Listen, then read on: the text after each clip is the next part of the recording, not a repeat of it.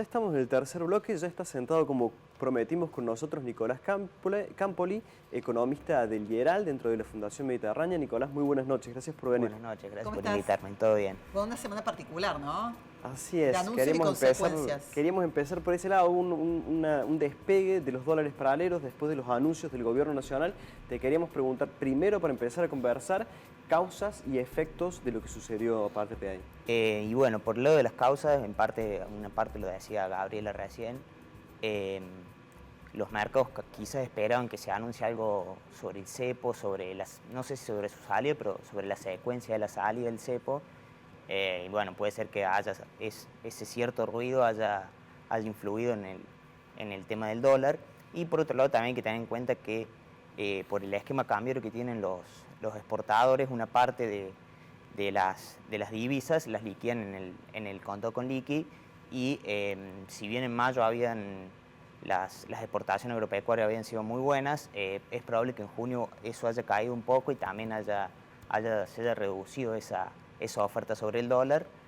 Bueno, eso sumado al ruido político puede haber generado quizás esta subida. En la visión que tienen ustedes, ¿el campo está jugando cerca o lejos del gobierno nacional? ¿O está reteniendo stock, de algún modo presionando sobre el tipo de cambio? Y yo creo que el campo ve la rentabilidad, la ecuación económica. Si mientras a ellos les cierre económicamente van a liquidar, pero bueno, ya si el tipo de cambio está muy bajo, quizás ya no les cierre, los costos siguen subiendo en pesos, entonces es probable que empiecen a retener y dejen de liquidar si el tipo de cambio se sigue atrasando. Hasta ahora, durante el primer semestre han liquidado por más de que ha ido cayendo el tipo de cambio.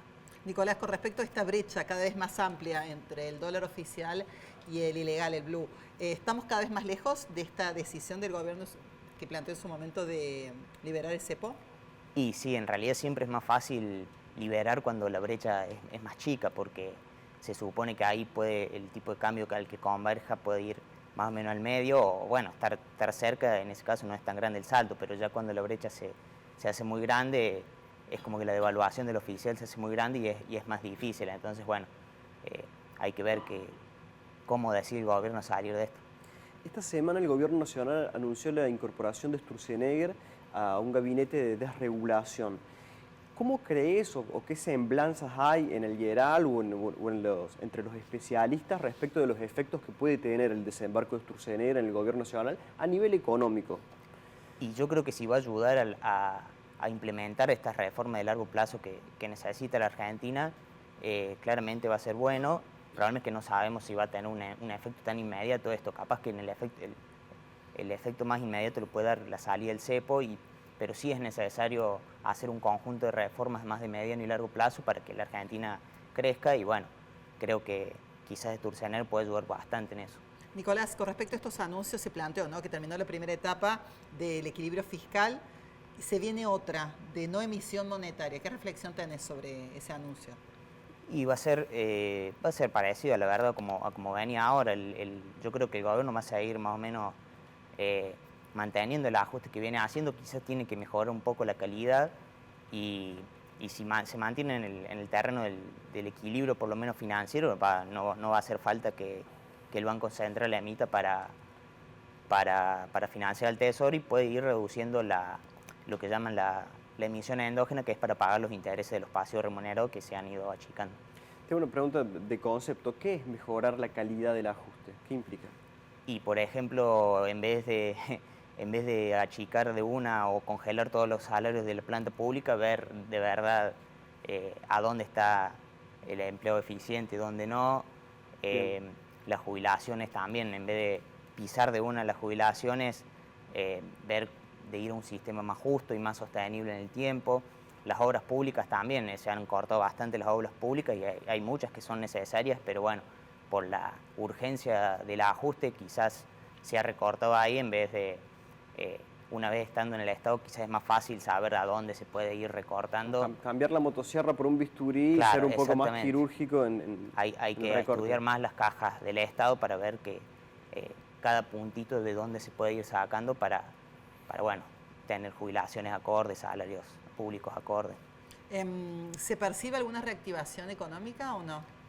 los datos oficiales hasta ahora, que son de hasta abril, llega el dato oficial del INDEC, todavía no indica una recuperación. Hay muchos indicadores de distintos sectores y otros particulares que algunos marcan una recuperación o no, pero bueno, obviamente todos esperamos que para el segundo semestre sí haya una recuperación. Pasa que todavía no sabemos si ya arrancó, pero sí, esperamos que sí.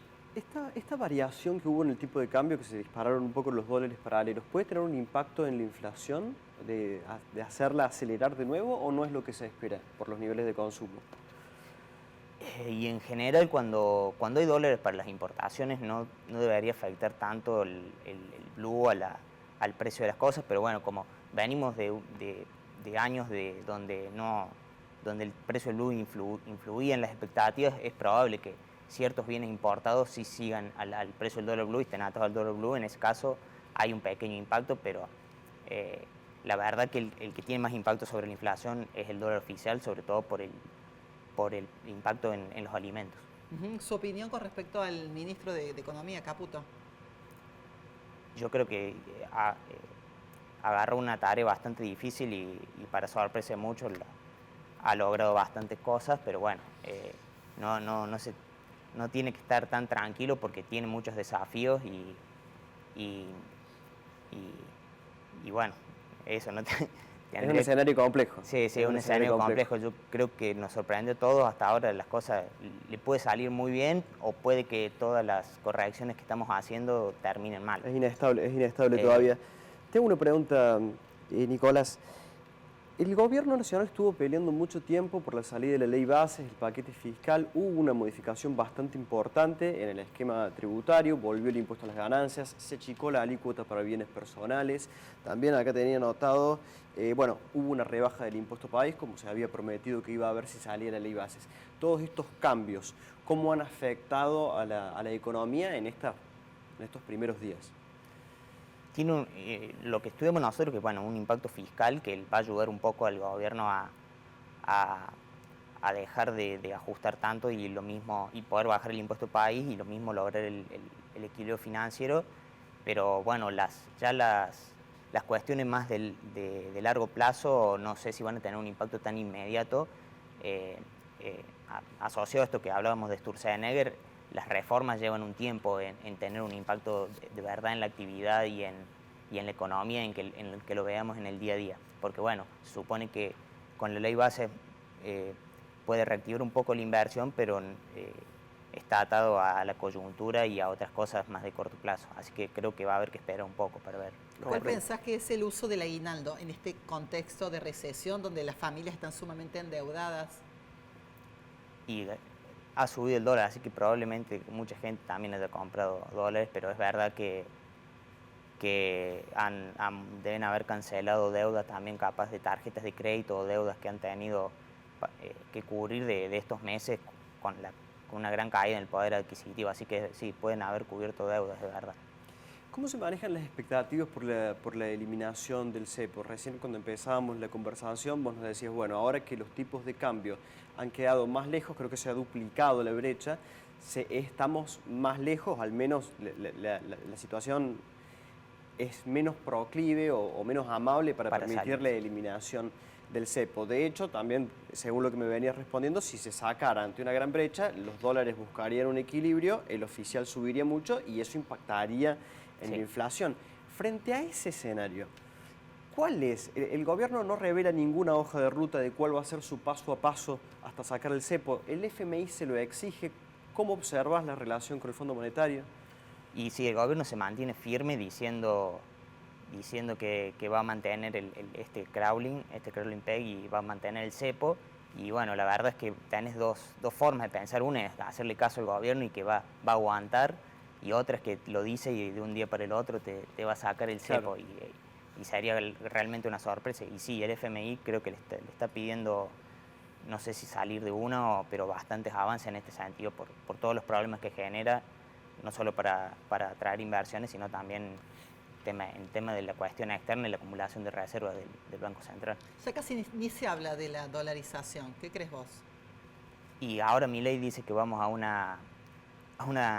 competencia de monedas pasa que, hasta donde yo entiendo, el FMI quiere una competencia de monedas más parecida, no sé, a Perú, Uruguay, donde el Banco Central tiene un rol y Milei quiere dejar fija la base monetaria y entonces que se produzca como una dolarización endógena, que sería que todos empecemos a usar dólares sin que el gobierno los tenga que conseguir. Pero bueno, sí, ya se ha dejado de lado la idea original, me parece, que tenía Milei, que venía junto con Ocampo, de conseguir dólares, comprar todos los pesos y dolarizar rápido la economía. Me parece que esa idea ya se ha dejado de lado. Milei se miraba un poco más en el espejo de Ecuador, en el modelo ecuatoriano. Sí, puede ser. Nicolás, tengo una pregunta. ¿Qué efecto tiene? Porque hay una cuestión técnica que se comenta mucho en los canales de televisión, sobre todo de Buenos Aires, que es esta eliminación de los pases que los sacan del Banco Central y los ponen en el Tesoro. Explícanos un poco teóricamente cuáles son los efectos y los propósitos que tiene esta operación. Y la verdad que grandes efectos económicos, más que sincerar de quién es el deudor final, que es el Tesoro, no sé si tiene muchos. En realidad esto le da la posibilidad quizás al Banco Central hoy si el Banco Central subía la tasa, tenía que pagar más intereses directamente a los bancos. Y emitir más, por ejemplo. Y bueno, y eso que se decía que la sube de tasa era inflacionaria porque había expectativas de que el Banco Central iba a emitir para pagar esos intereses. Y bueno, quizás ahora en teoría el Banco Central pueda decir voy a subir la tasa y eso, los agentes piensan que eso no va a ser inflacionario porque en vez de emitir el Banco Central está claro que lo va a tener que pagar el Tesoro con un ajuste fiscal más grande. Claro. Entonces ahí es como guiar las expectativas hacia eso. Pero bueno, es verdad que si el Tesoro no llega a conseguir los pesos, también el Banco Central le va a tener que eventualmente emitir para prestar el Tesoro de nuevo. Pero yo creo que quizás puede ser para coordinar las expectativas y decirle, bueno, ahora la sube de tasas no va a ser inflacionaria. Puede llegar a ser eso. Perfecto, Nicolás. Muchas gracias por venir. No, gracias a Muy ustedes. amable. Nos vamos al corte. Aquí estamos en Alfil TV. Ya venimos.